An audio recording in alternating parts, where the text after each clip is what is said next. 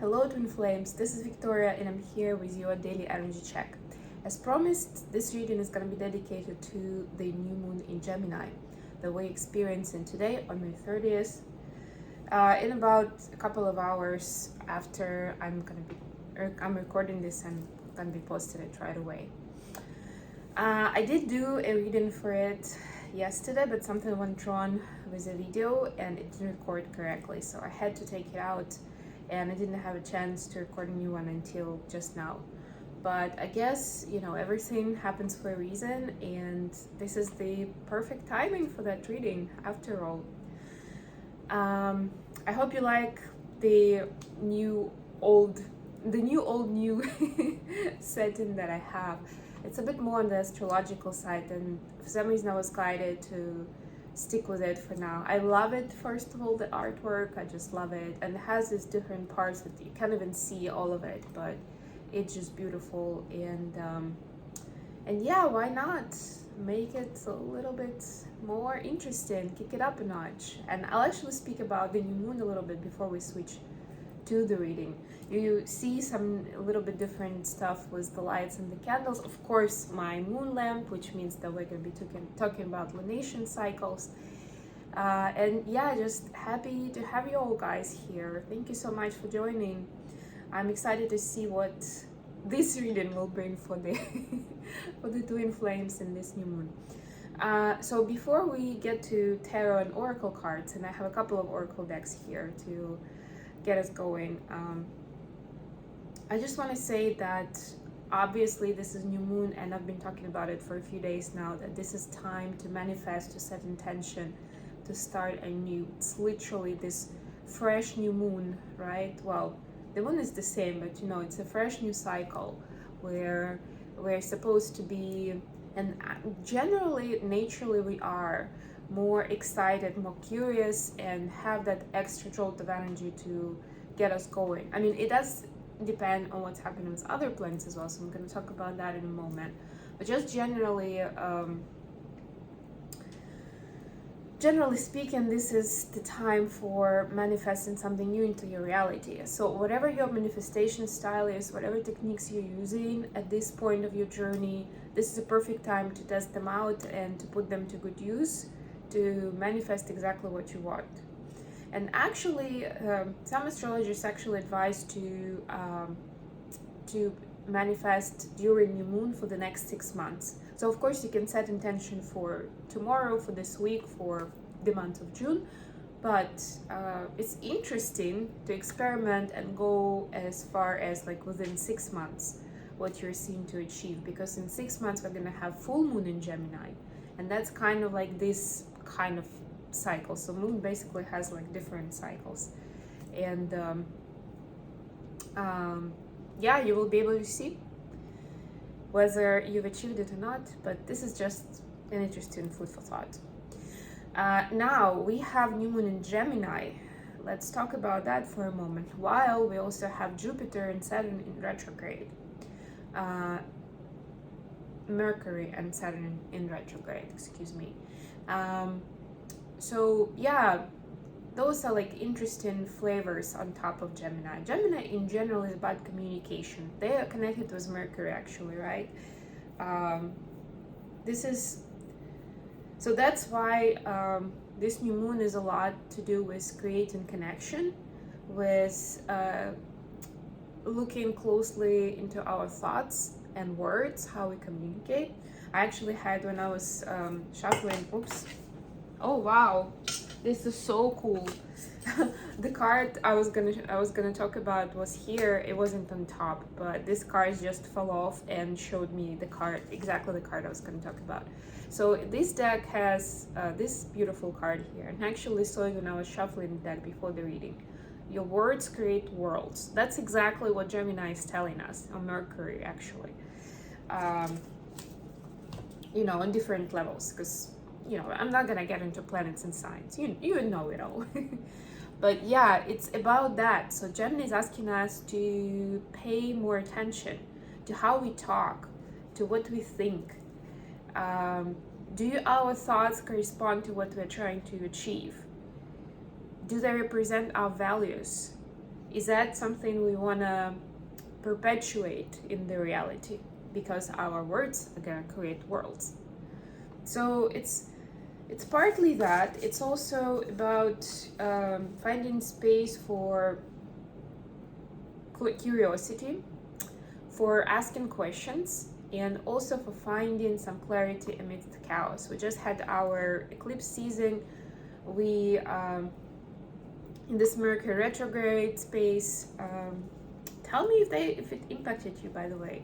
I would say luckily this Mercury retrograde, and I can almost like build a summer in it because there are a couple of days left of it. Like it's gonna be over this week.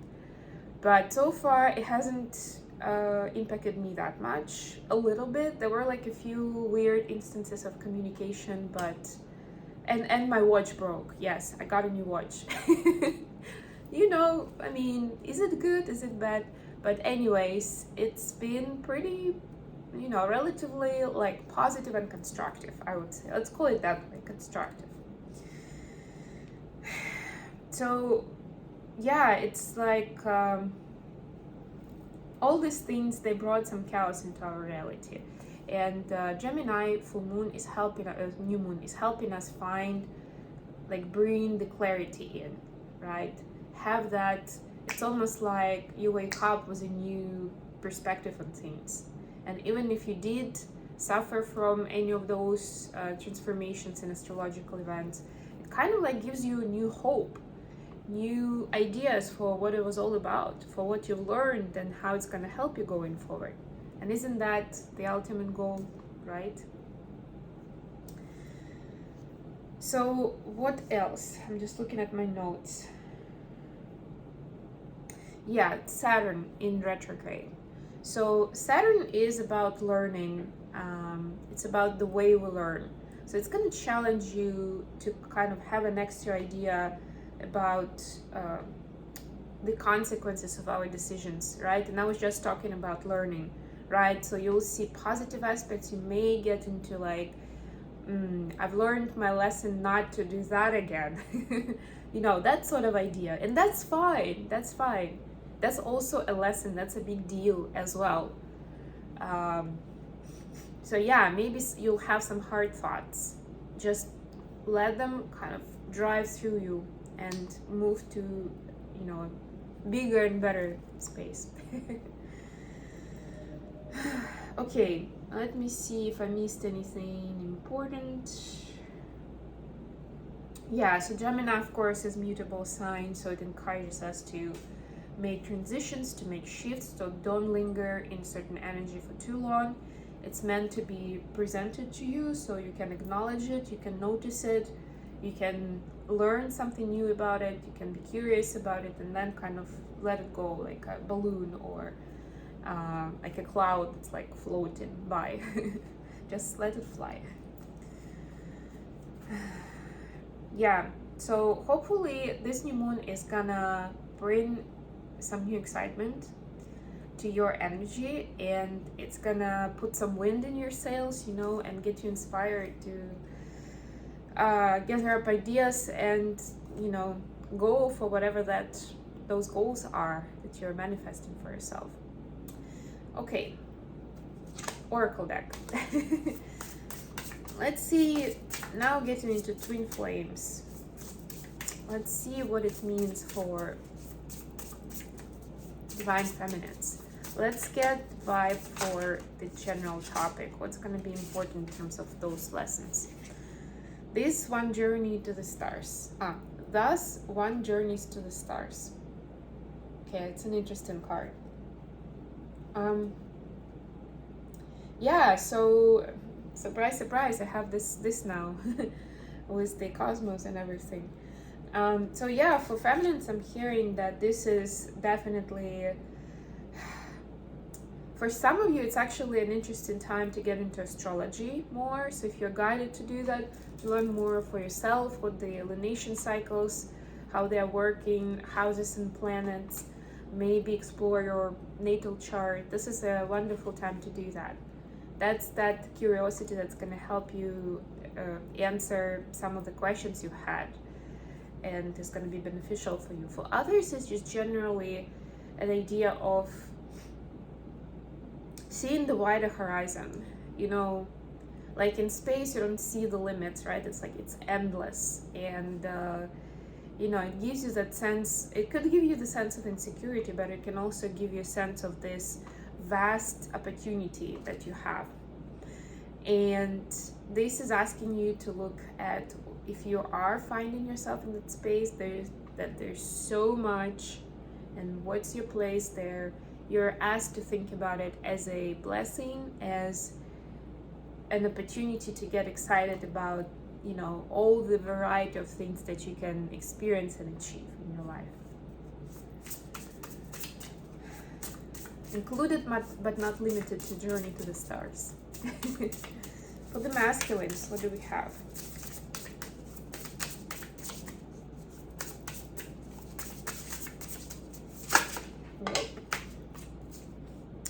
You cannot pour from an empty cup. Number 35. Yeah, so for masculines, it's the questions of love, and particularly like their inner world. It's about, to me, this is a clear connection with how do we talk to ourselves, right? This is a topic of self-love, but let's look at it from a Gemini perspective. How do we talk to ourselves? What kind of language do we use? Do we, do we support ourselves? Are we being positive and encouraging, like a best friend would be, or we would do for a best friend? Or are we criticizing ourselves? Are we judging? This is a big topic for that. That's just, wow.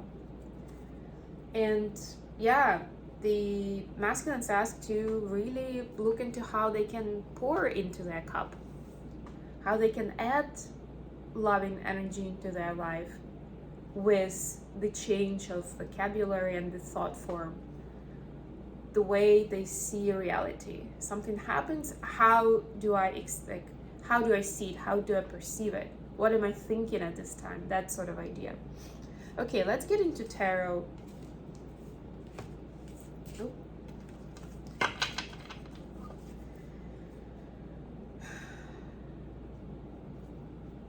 Actually, I forgot what this deck is called. Haven't used it for a while. The Dream Keepers. Yeah, I was right. The Dream Keepers Tarot. I love using it for the moon events. So for the feminines, we have the Star. Look at that. We just had the journey to the stars. This is reminding you that you are a star, divine feminine, yourself. And you know, like there's also the saying that you, I think it's also in this deck actually, that you include the whole universe in yourself. Like the universe is encoded in you, right? To me, it's also about that you are a star, you're a star seed, and you are the micro version of the macro universe. So remember that if you have admiration and excitement about the universe as a whole, you should be just as excited about exploring yourself. You know, who you are, what you are, you know, your story, maybe for some of you going to the ancestors or exploring your soul journey, something about the past lives. If you're guided to do that, this is just an extra confirmation. This is something important. It's important to know your story. It's just as important as knowing the story of the universe, different galaxies, whatever. What about divine masculines?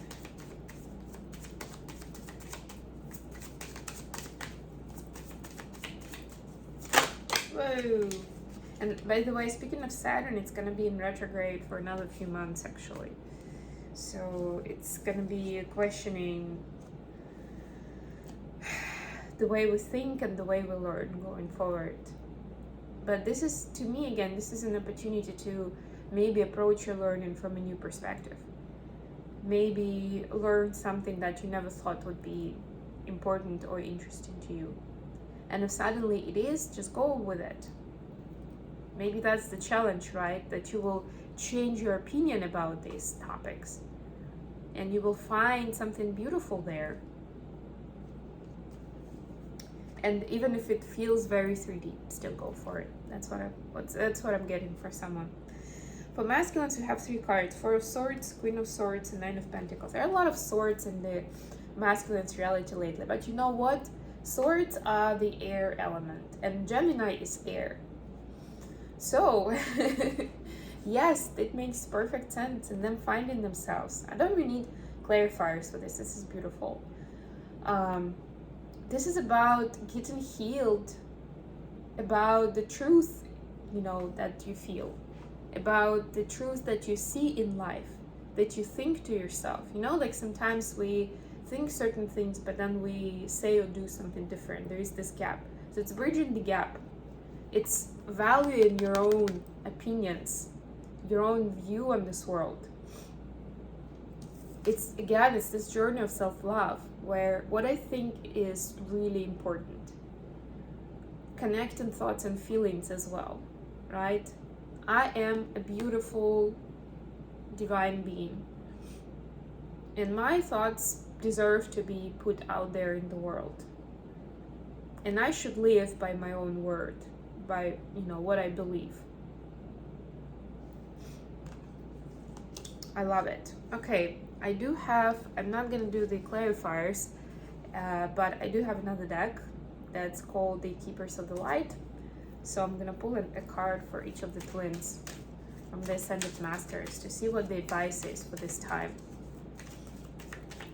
Apart from general manifestation, rituals, and advice that you may get for yourself, like for your specific situation, what you may want to be doing to manifest it into your reality.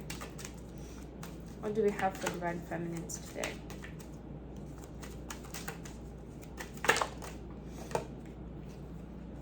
Lord Ganesh, infinite abundance. Obstacles are being removed. Spiritual support and connections are increasing. You see, it's about building connections. That's Gemini at its best, building positive connections in your life. And you see, it says the obstacles have been removed. And to me, it also speaks about this card, about this, vast space reality where there are no limits. It's beautiful. Spiritual support and connections are increasing. So be open to those connections. Invite them into your reality. Spiritual support could come from so many different spaces, and you probably already know where it's going to be coming from, or whatever. Like, you already know the answer. Just be open to it. If you've had hope for a while and you're like, well, yeah, I kind of manifested it, but nothing happened, that's your time, because maybe there were some obstacles that had to be removed with the eclipse season, and now you're in a completely shifted reality, completely different level, energetic level. So it's gonna work out differently this time. For masculines, we have Hilarion, divine healing. I was just talking about healing. Honor your sensitivity, retreat to recharge and heal. Your light can support others. Yes, this is self-love, and this is healing about,